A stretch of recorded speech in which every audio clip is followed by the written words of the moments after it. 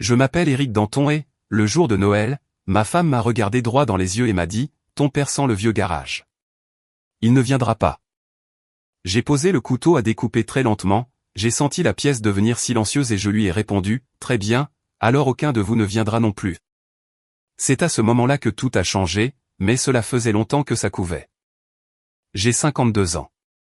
Je supervise une petite équipe de chauffagistes dans la banlieue de Valenciennes, dans le Nord. J'ai passé ma vie à ramper dans des combles et des sous-sols, à dégeler des canalisations et à redonner vie à de vieilles chaudières quand il fait moins 10 degrés Celsius dehors. Ce n'est pas chic, mais c'est honnête, et cela a payé le petit pavillon que j'ai acheté avant même de rencontrer ma femme, Karine.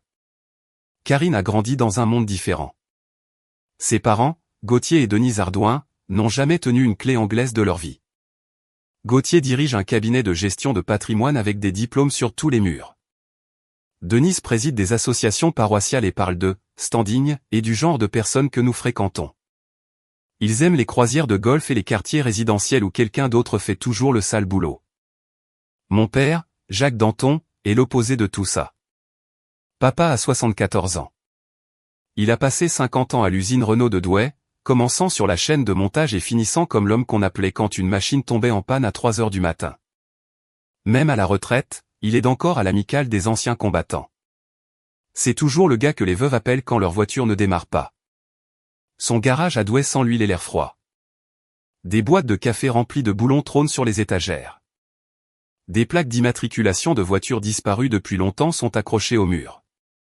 Au-dessus de son établi se trouve un drapeau tricolore plié, celui qu'il a reçu quand son frère aîné n'est pas rentré d'une mission en Outre-mer. Pour certaines personnes, cela peut sentir le vieux garage. Pour moi, cela sent l'homme qui m'a appris à être présent, à travailler dur et à tenir ma parole. Aussi loin que je me souvienne, Noël a toujours signifié de la dinde des papas. Même les années où j'étais fauché et fraîchement divorcé, il débarquait dans n'importe quel appartement que je louais avec un rôti de dinde en cocotte. On mangeait dans des assiettes dépareillées en regardant le match à la télé, et d'une manière ou d'une autre, cela ressemblait quand même à une vraie fête. Quand j'ai épousé Karine, je pensais lui offrir quelque chose de mieux. Nous avions une cuisine équipée, de la nouvelle vaisselle, une grande table et assez de place pour asseoir nos deux familles. J'imaginais papa découpant la dinde un jour pendant que les petits-enfants se passeraient les petits pains. Ça ne s'est pas passé comme ça. Dès le premier Noël que nous avons organisé, j'ai remarqué de petites choses. Denise essuyant la chaise après que papa se soit levé. Gauthier plaisantant sur les mains pleines de cambouis, quand il pensait que papa ne pouvait pas entendre. Karine ouvrant une fenêtre en disant « Cette odeur me donne mal à la tête ».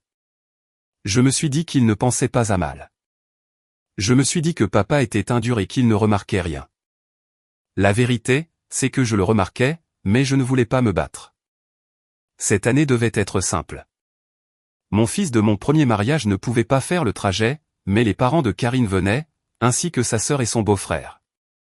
Je me suis levé tôt, j'ai mis la volaille de 10 kg au four et j'ai regardé le bêtisier à la télé pendant que la maison se remplissait de la chaude odeur de dinde, de beurre et de sauge. Vers midi, je me suis essuyé les mains sur un torchon et j'ai appelé papa. « Salut, le vieux », ai-je dit. « Tu es prêt pour que je passe te prendre ?» Il y eut une pause sur la ligne, juste assez longue pour que ma nuque se raidisse. « Éric, dit-il, je ne pense pas venir cette année. » J'ai ri machinalement. « Quoi ? Tu as finalement trouvé une meilleure invitation ?» Il eut un petit rire maigre. « Rien de tout ça. Karine m'a appelé hier soir. Elle a dit que ce serait un petit dîner, juste ses parents et sa sœur. Elle a dit qu'elle ne voulait pas que tu te sentes à l'étroit. » Le couteau dans ma main a heurté la planche à découper plus fort que je ne le voulais. J'ai fixé la dinde, puis l'encadrement de la porte de la salle à manger où Karine s'affairait avec les marque-places. Elle a dit ça, hein? J'ai réussi à dire, « Papa, tout va bien », dit-il rapidement. « Va manger ton dîner. » J'ai réchauffé de la soupe. Je vais regarder le sport. Ce n'est pas grand-chose. Mais c'était grand-chose. C'était 50 ans d'articulation brisée, de double quart de travail et de conduite aux entraînements de foot traités comme une mauvaise odeur. Je te rappelle, lui ai-je dit, et j'ai raccroché avant que ma voix ne me trahisse. Je suis entré dans la salle à manger, le téléphone toujours à la main. Karine alignait les fourchettes et les couteaux comme si elle dressait une table pour un magazine de déco. La belle porcelaine de Limoges était sortie, le cristal que sa mère nous avait offert en cadeau de mariage attrapait la lumière. Karine, ai-je dit, gardant ma voix égale. Pourquoi as-tu dit à mon père que c'était un petit dîner? Pourquoi lui as-tu dit de ne pas venir? Elle n'a pas levé les yeux. Parce que c'est un petit dîner, a-t-elle dit. Juste la famille. Mon père est de la famille. Là, elle m'a regardé. Son maquillage était parfait, ses cheveux coiffés exactement comme elle savait que sa mère aimait. Elle a soupiré comme si j'étais difficile. Eric, mes parents sont exigeants, a-t-elle dit. Ils ne veulent pas s'asseoir à côté de quelqu'un qui sent le vieux garage. J'ai grandi avec un certain standard à table. Je ne vais pas mettre ma mère mal à l'aise le jour de Noël. Pendant quelques secondes, je suis resté là. J'ai vu mon père, dans mon esprit, seul dans sa petite maison à Douai, remuant une marmite de soupe pendant que le match passait devant une pièce vide. J'ai posé le couteau à découper sur le comptoir, lentement, délibérément. Le métal a fait un petit cliquetis qui a résonné plus fort qu'il n'aurait dû. Ton père sent le vieux garage, a-t-elle répété presque à voix basse. Il ne viendra pas.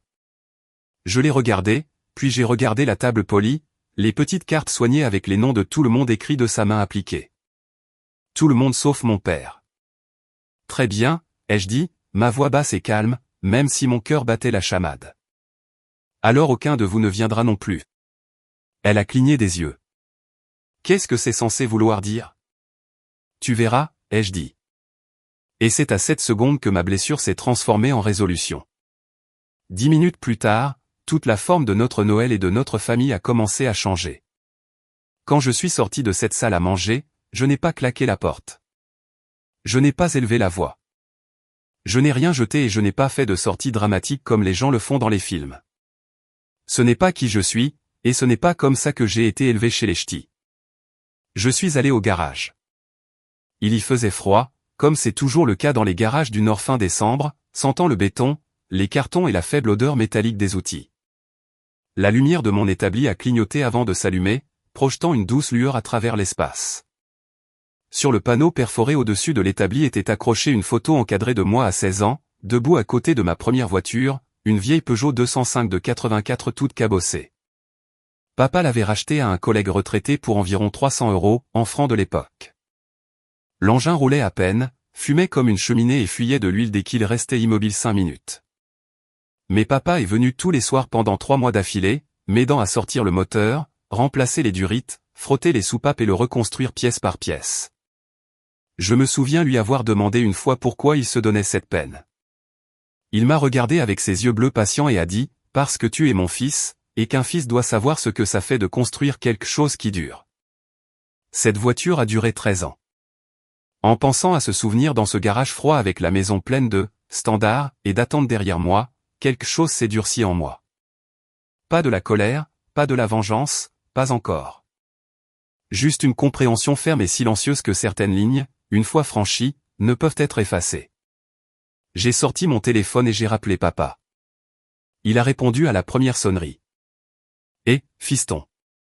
Je pouvais entendre quelque chose dans sa voix, une tentative de paraître joyeux et stable. Ma poitrine s'est serrée. Papa, ai-je dit doucement. Est-ce que Karine t'a vraiment dit ça à propos du petit dîner? Il a hésité. C'était toute la réponse dont j'avais besoin. Elle ne voulait pas que tu te sentes mal à l'aise, a-t-il dit prudemment. Elle a dit que ses parents avaient certains goûts. Je ne voulais pas causer d'ennui. Tu n'as jamais causé d'ennui, ai-je dit. Je me suis appuyé sur l'établi, la tête baissée. Tu es l'homme le plus facile au monde à nourrir. Il a eu un petit rire calme, le genre qui était censé alléger les choses, mais qui ne sonnait pas juste. Eric, c'est bon. J'ai réchauffé de la soupe poulet et vermicelle. Je vais bien. Va t'amuser. C'était encore là. Cet altruisme automatique, cette vieille humilité ouvrière. Mais derrière ça, j'entendais quelque chose qu'il n'avait pas l'intention de montrer. De la solitude et de la déception. Un homme peut être dur toute sa vie et ressentir quand même une coupure quand elle vient de sa propre famille. Non, ai-je dit. Pas cette fois. Il y eut une pause et puis, Eric, ne fais pas de bêtises. J'ai regardé autour du garage, les outils qu'il m'avait donnés un par un au fil des ans, la photo de ma première voiture, la légère tache d'huile sur le sol en béton de quand il a changé mes plaquettes il y a quelques mois. Papa, ai-je dit calmement. Je ne fais pas de bêtises. Je fais enfin quelque chose de bien. J'ai raccroché avant qu'il ne puisse argumenter. À l'intérieur de la maison, je pouvais entendre des rires. La sœur de Karine, Mélissa, et son mari arrivaient en avance. Je les imaginais entrer, enlever leur manteau. Karine les accueillant avec un grand sourire tout en faisant comme si tout était parfaitement normal. Je suis sorti du garage et j'ai marché vers l'allée, enfonçant mes mains dans les poches de ma parka. L'Audi des Ardouins était là, étincelante, lavée et cirée, le genre de voiture qui sentait toujours le cuir coûteux et ne voyait jamais un grain de poussière. Gauthier l'avait probablement poli ce matin-là. Quelque chose à propos de cette voiture me dérangeait. Pas la voiture elle-même, mais ce qu'elle représentait. Tout devait avoir l'air correct avec eux. Paraître respectable. Paraître élevé. Paraître supérieur. Paraître.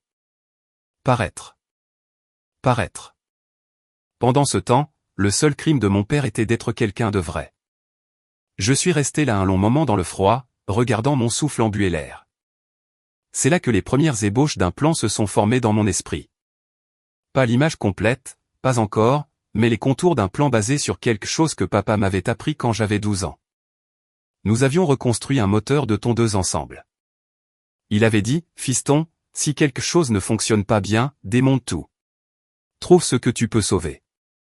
Jette ce que tu ne peux pas et reconstruis-le en mieux. » Cette situation familiale ne fonctionnait pas bien, et il était temps de tout démonter. Je suis rentré. Mélissa versait du champagne. Gauthier et Denise admiraient la table. Karine vérifiait la minuterie du four, l'air satisfaite d'elle-même. Elle m'a jeté un coup d'œil, mais n'a pas semblé remarquer mon expression. La dinde est presque prête, a-t-elle dit joyeusement. Papa et maman veulent prendre quelques photos à table avant qu'on mange. J'ai hoché la tête lentement. Ouais, ai-je dit. Des photos?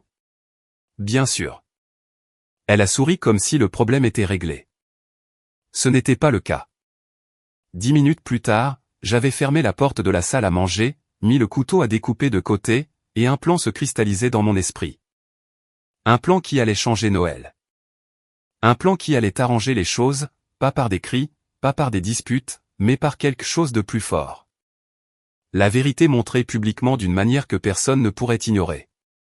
Un plan digne de l'homme qui m'avait appris à quoi ressemble la vraie classe. Je ne suis pas retourné dans la salle à manger. Au lieu de cela, je suis entré silencieusement dans la cuisine, j'ai attrapé une manique et j'ai ouvert la porte du four. La dinde était dorée, la peau croustillante juste comme il faut. L'odeur de beurre, de thym et de sauge s'élevait dans l'air chaud. Karine avait fait du bon travail. Impossible de le nier. Mais elle n'allait pas être mangée dans cette maison. Pas par ces gens. Je suis resté là un moment, laissant la chaleur du four m'envahir. Puis je l'ai refermé doucement, j'ai enfilé les maniques et j'ai commencé à retirer les plats du comptoir. Le gratin de haricots verts, la purée de patates douces, un plat de farce encore chaud du fourneau. Un par un, je les ai chargés dans des barquettes en aluminium et je les ai couverts aussi proprement que je le pouvais.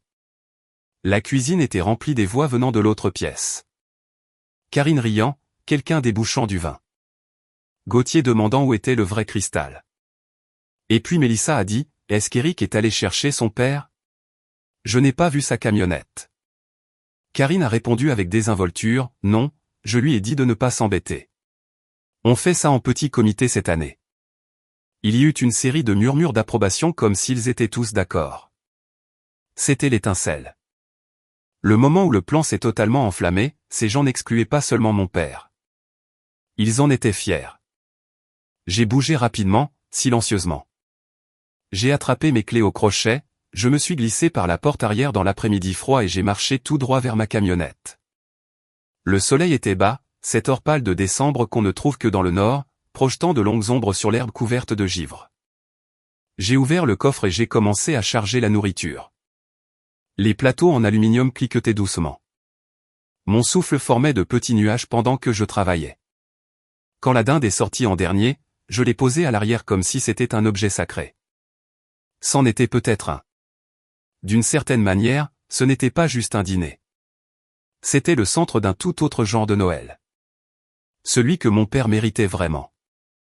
Alors que je glissais le dernier plateau sur la banquette arrière, mon téléphone a vibré. Un texto de Karine. Où es-tu? Puis un autre, Eric. Je les ai ignorés. À la place, j'ai conduit. Les rues étaient vides, calmes, juste des arbres nus. L'odeur lointaine des feux de cheminée et des maisons avec des Pères Noël en plastique accrochés aux façades. J'ai passé l'ancienne caserne de pompiers, puis le magasin Auchan, puis la bifurcation pour la Nationale 3. 5 minutes plus tard, je me suis garé sur le parking de la salle paroissiale Sainte-Anne. Papa y a été bénévole pendant des années. Les soirées moules frites, les petits déjeuners solidaires, les journées de réparation automobile pour les veuves. L'endroit avait toujours une atmosphère chaleureuse et honnête. C'était l'opposé de la version de la classe selon les Ardouins. À l'intérieur de la salle, les lumières étaient déjà allumées. Quelques bénévoles, des gens de l'église et quelques vétérans de l'amicale installaient des tables pliantes pour un repas communautaire plus tard dans la soirée. À la seconde où je suis entré avec des plateaux en aluminium empilés dans les bras, le père Miller a levé les yeux. « Eric, tout va bien ?» J'ai hoché la tête. « Mieux que bien. J'ai besoin d'une faveur. » Il n'a pas demandé de détails. Pas encore. C'est le genre de confiance qu'on obtient dans une communauté où les gens vous connaissent vraiment. 2 vétérans, Karl et Benoît, sont venus aider sans hésitation. Ils connaissaient mon père depuis l'époque de l'usine. Karl a tapé sur le côté de ma camionnette en riant. « Mec, ça sent meilleur que ce qu'on a d'habitude. »« Ouais, ai-je dit. Tout va pour le dîner ici, jusqu'à la dernière miette. » Ils ont souri. Karl m'a tapé sur l'épaule. Benoît est retourné à l'intérieur, appelant d'autres bénévoles pour aider à décharger. Pendant qu'il portait la nourriture dans la salle, j'ai pris une minute pour respirer. La salle était décorée de simples guirlandes en papier faites par les enfants du catéchisme. Le drapeau français était accroché dans le coin, un triangle plié reposant dans une boîte vitrée en dessous, le même genre que celui que mon père gardait dans son garage.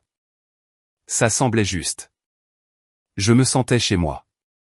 Une fois que nous avons couvert les tables et que l'odeur de nourriture chaude s'est répandue dans la salle, Karl m'a regardé et a demandé, « Alors, c'est quoi l'autre partie du plan ?» J'ai souri. J'ai encore un arrêt à faire. Je suis remonté dans ma camionnette, j'ai conduit les 20 minutes jusqu'à Douai et je me suis garé dans l'allée de mon père. La lumière de son Porsche était allumée. Par la fenêtre, je pouvais le voir assis dans son fauteuil relax, un bol de soupe intact sur ses genoux. Le match passait doucement sur la vieille télé. Quand j'ai frappé, il a ouvert la porte, surpris. « Eric, tout va bien ?»« Ouais, papa, ai-je dit. »« Allez, prends ton manteau. » Il a froncé les sourcils. « Pourquoi faire ?» J'ai souri. Noël a déménagé.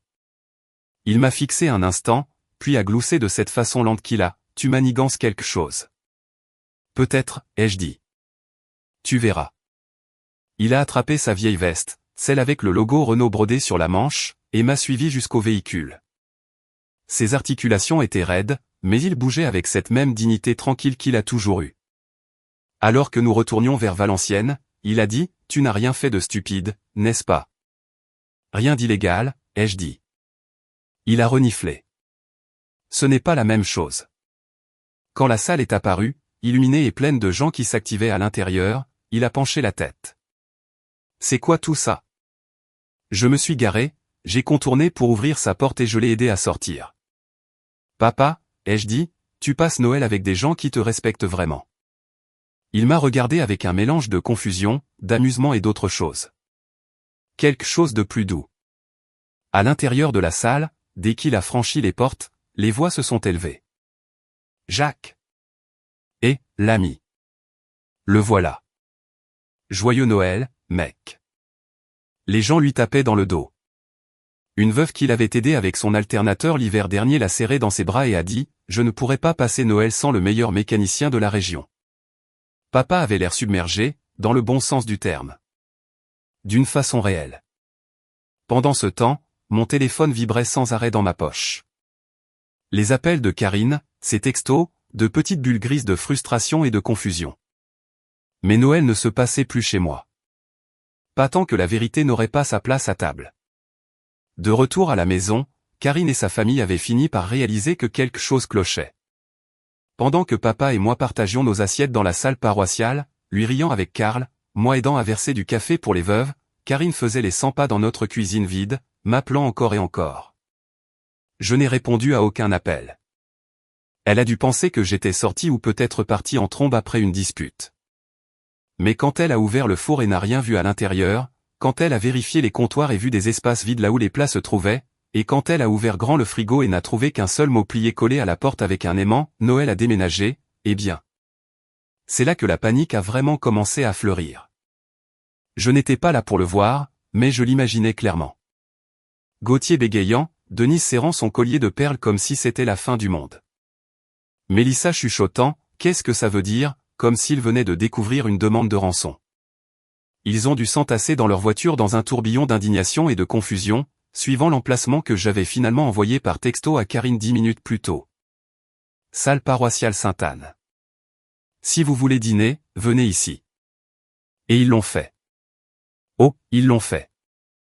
Papa et moi étions debout près de la longue table du buffet quand les portes de la salle se sont ouvertes avec fracas. Karine est entrée la première, ses cheveux légèrement ébouriffés par le vent, ses talons claquant fort contre le carrelage. Ses parents suivaient, Gauthier rouge et le souffle court. Denise les lèvres serrées et horrifiée en découvrant les tables pliantes et les décorations en papier. Mélissa et son mari traînaient derrière, confus et embarrassés. Mais voilà le truc. Personne dans la salle ne leur a prêté d'attention particulière. Ils n'étaient pas des rois ici. Ils n'étaient pas les importants. Ils étaient juste des gens qui entraient dans une pièce pleine de gens qui connaissaient vraiment le sens de la communauté. Karine a foncé vers moi. « Eric, qu'est-ce que c'est que ça ?» a-t-elle sifflé. « Où est le dîner ? Pourquoi l'as-tu apporté ici ?» J'ai gardé ma voix égale, parce que c'est ici qu'est la place de Noël aujourd'hui. Elle m'a regardé comme si je parlais une autre langue avec des inconnus. Avant que je puisse répondre, l'un des vétérans, Benoît avec sa vieille casquette de la marine, s'est approché. Il a fait un signe de tête à papa, puis s'est tourné vers Karine. « M'dame, a-t-il dit, poli mais ferme. Le père de votre mari est le genre d'homme sur lequel ce pays a été bâti. » La salle est devenue silencieuse. Quelques têtes ont hoché. Quelques veuves ont murmuré leur accord. Karine a cligné des yeux. Elle ne s'attendait pas à un jugement public. Pas ici. Pas de la part de gens qui, selon elle, ne comptaient pas. Et à ce moment-là, quelque chose s'est brisé dans son expression. Pas de la colère, pas de l'indignation. De la honte. Une honte profonde, soudaine, sans phare. Elle a remarqué comment les gens traitaient papa avec une affection sincère, un respect gagné par des décennies de sueur et de gentillesse. Elle a vu comment il était à sa place ici d'une manière qu'elle n'avait jamais connue lors des dîners au club de golf de ses parents. Elle avait l'air petite et elle le savait. Puis vint le troisième coup, celui qui a frappé le plus fort. J'ai sorti mon téléphone, tapoté l'écran et je l'ai tenu en l'air pour que chaque personne près de nous puisse entendre. C'était une publication Facebook du foyer de l'espoir faite à peine 20 minutes plus tôt. Un remerciement sincère à Karine Ardouin et Denise Ardouin pour avoir fait don d'un repas complet de Noël aux familles locales dans le besoin aujourd'hui. Votre générosité nous rappelle ce qu'est vraiment cette fête.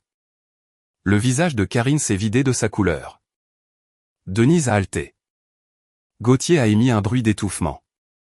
Et j'ai ajouté, calme comme un homme qui lit la météo, oh, et je vous ai identifié toutes les deux. Je me suis dit que vous voudriez la reconnaissance. La salle a éclaté, non pas de moquerie, mais de ce rire chaleureux et complice qui vient quand la justice poétique tombe juste. Quelques personnes ont même applaudi. Mais les Ardouin, eux, sont restés figés, pris entre la colère et l'horreur, totalement impuissants à transformer cela en quelque chose de flatteur. Papa a attrapé mon bras, sa prise tremblante. J'ai baissé les yeux et j'ai vu des larmes monter dans ses yeux. Fiston, a-t-il chuchoté, la voix brisée, pendant 50 ans j'ai réglé les problèmes de tout le monde. Personne n'a jamais réglé les miens. J'ai dégluti difficilement. Aujourd'hui je l'ai fait, papa, ai-je dit doucement. Il m'a attiré à lui, front contre le mien pendant un moment, juste à respirer. Rien que ça valait chaque once de planification. Les Ardouin se sont retournés pour partir, totalement humiliés. Karine les a suivis à mi-chemin avant de s'arrêter. Elle m'a regardé, puis a regardé papa. Quelque chose en elle se brisait et se reconstruisait en même temps. Mais la salle. La salle était déjà passée à autre chose. Les gens faisaient la queue pour la nourriture. Karl découpait la dinde. Les enfants de l'église servaient de la limonade. Papa a été entraîné dans une autre conversation avant de pouvoir reprendre son souffle. Je me suis avancé et j'ai élevé la voix juste un peu. Il reste plein de nourriture, les amis. C'est drôle comme une dinde de 10 kg nourrit beaucoup plus de monde quand les mauvaises personnes ne sont pas là. Un rire a traversé la salle comme une vague. Chaleureux, bon enfant, exactement le genre de son que papa avait mérité toute sa vie. Et pour la première fois de la journée, j'ai enfin senti le nœud dans ma poitrine commencer à se desserrer. Karine n'a pas suivi ses parents hors de la salle tout de suite. Elle a hésité dans l'embrasure de la porte pendant un long moment, déchirée entre deux mondes, celui poli et plein de jugement d'où elle venait, et celui chaleureux et authentique juste devant elle. Ses yeux revenaient sans cesse vers papa. Il se tenait près de la table des desserts, racontant une vieille histoire à une petite foule. Karl riait si fort qu'il en était presque plié en deux. Une des veuves pressait affectueusement le bras de papa. Quelques adolescents du groupe de jeunes de l'église lui posaient des questions sur ses années chez Renault. Karine regardait tout cela avec une expression étrange, presque stupéfaite. Puis elle m'a regardé, pas en colère, pas sur la défensive, juste déstabilisée, comme si quelque chose en elle avait été soudainement réorganisé, et qu'elle voyait le monde à travers un nouveau verre. Elle a marché lentement vers moi. « Eric » a-t-elle dit doucement. Je ne savais pas. J'ai croisé les bras. Tu ne savais pas quoi? Qu'il comptait autant pour tous ces gens? Elle a chuchoté, qu'il comptait comme ça. Je n'ai rien édulcoré. Il a toujours compté, Karine. Tu n'as juste jamais regardé. Elle a tressailli. Pas de façon dramatique, juste un petit tressaillement honnête. Le genre qui vient quand on entend la vérité sans aucun habillage. Je suis désolé, a-t-elle dit, les premières vraies excuses que j'entendais d'elle depuis des mois. Je n'aurais pas dû le traiter comme ça. Je n'aurais pas dû te traiter comme ça. J'ai hoché la tête une fois. Rien de plus. Le pardon est une longue route, pas un interrupteur qu'on bascule. Elle a essuyé ses yeux et a regardé à nouveau autour de la salle. Je pouvais voir la réalisation s'installer de plus en plus lourdement sur ses épaules, les gens qu'elle essayait si fort d'impressionner n'arrivaient pas à la cheville de l'homme qu'elle essayait d'exclure. Gauthier et Denise étaient déjà dans leur voiture à ce moment-là, répétant probablement les excuses qu'ils raconteraient à leurs amis plus tard. Karine a regardé leurs feux arrière disparaître à travers les fenêtres givrées de la salle, mais elle n'est pas partie avec eux. Au lieu de cela, elle est restée. Elle s'est assise à une table pliante, a pris une assiette que quelqu'un lui tendait et a tranquillement rejoint le repas. Elle n'a pas dit grand-chose. Elle n'en avait pas besoin. Le simple fait d'être là, vraiment là, était le début de quelque chose de nouveau. Papa et moi nous sommes assis ensemble un peu plus tard. Nos assiettes nettoyées, la salle remplie de bavardages doux et de cliquetis d'argenterie. Il s'est adossé à sa chaise et a soupiré. Ce genre de soupir compte qu'un homme ne fait que lorsqu'il se sent vu et valorisé. Ça, a-t-il dit en faisant un geste vers la pièce, c'est le meilleur Noël que j'ai eu depuis des années. J'ai souri. Tu en méritais un, papa. Il m'a regardé pendant une longue seconde. Je sais que tu as fait tout ça pour moi, mais tu l'as aussi fait pour toi-même. Comment ça? Tu t'es souvenu de qui tu es, a-t-il dit simplement. Et d'où tu viens. Ça vaut plus que n'importe quel plat chic ou décoration de table. Je n'ai pas argumenté. Il avait raison. La semaine suivante, Karine et moi nous sommes assis et avons parlé. Vraiment parlé, sans prétention ni défensive. Elle a admis qu'elle avait laissé ses parents façonner une trop grande partie de son identité. Elle s'était laissée piéger par l'image et le statut, essayant d'être quelqu'un qu'elle n'avait pas été élevée pour être. Nous avons convenu de suivre une thérapie, non pas parce que le mariage était brisé au-delà de toute réparation, mais parce qu'il valait la peine d'être reconstruit correctement cette fois, avec honnêteté et des limites. Quant aux Ardouin, eh bien, ils sont restés silencieux. Parfois, le silence veut tout dire. Papa est venu dîner le dimanche après Noël. Karine n'a rien cuisiné de sophistiqué, juste du poulet rôti et des pommes de terre. Et elle s'est réellement assise et a parlé avec lui. Elle a écouté. Elle lui a posé des questions. Ce n'était pas parfait, mais c'était un début. Et pour papa, c'était plus que suffisant. 1 an plus tard, nous avons organisé Noël à nouveau, mais pas chez nous. Nous l'avons tenu à la salle paroissiale de Sainte-Anne, avec les mêmes tables pliantes, les mêmes décorations en papier, les mêmes gens qui avaient rendu l'année précédente si spéciale. Karine a aidé à préparer les accompagnements. Papa a découpé la dinde. Le père Miller a dit les grâces. Et quand la dernière part de tarte a disparu et que les gens ont commencé à rassembler manteaux et restes, je suis resté un moment juste à tout absorber, la salle pleine de vraie communauté, de vraie gratitude, de vrai respect. Un respect qui n'avait rien à voir avec l'argenterie polie ou les nappes immaculées. Un respect qui venait du caractère et de la gentillesse, pas des cosmétiques. Et j'ai réalisé quelque chose à ce moment-là. On ne choisit pas toujours qui s'assoit à notre table, mais on choisit quel genre de table on dresse. Avant de conclure, laissez-moi vous laisser avec la même vérité simple avec laquelle j'ai terminé cette nuit-là. La vraie classe ne concerne pas la voiture que vous conduisez ou la porcelaine sur la table. Cela concerne qui vous laissez s'y asseoir. L'année prochaine, nous ferons Noël de la même manière, même salle, même gens, et les portes sont toujours ouvertes pour quiconque sait ce que signifie vraiment le respect. Si vous avez plus de 50 ans et que cette histoire vous a touché, si vous avez déjà défendu quelqu'un qui méritait mieux ou si vous auriez souhaité que quelqu'un vous défende, allez-y et abonnez-vous. Partagez votre propre histoire dans les commentaires.